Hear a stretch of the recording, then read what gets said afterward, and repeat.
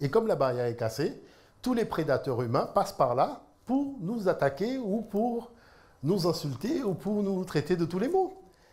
Mais le problème, c'est que nous, on n'a pas besoin d'être aimés. On doit forcer le respect. Est-ce que vous voyez l'affaire? Je pense que la bataille de l'amour, il faut laisser ça tomber. On ne veut être aimé de personne. D'accord? Non, il faut se le dire clairement. Nous, on n'est pas là pour être aimé, on ne veut même être aimé de personne.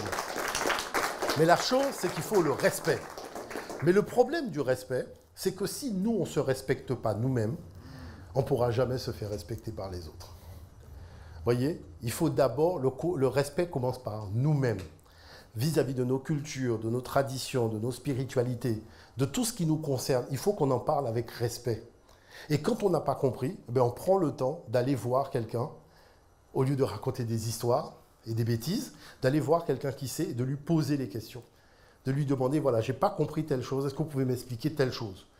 Parce que ce qu'il y a de particulier, c'est que ceux qui médisent nos ancêtres dans leurs documentaires ou dans leurs livres, en réalité connaissent très bien la valeur de nos ancêtres. Et comme ils savent qu'eux détiennent des clés qui peuvent nous faire sortir du monde de prédation dans lequel nous sommes, donc ils nous en écartent au maximum. Mais c'est nous à comprendre, finalement, à quel jeu chacun joue.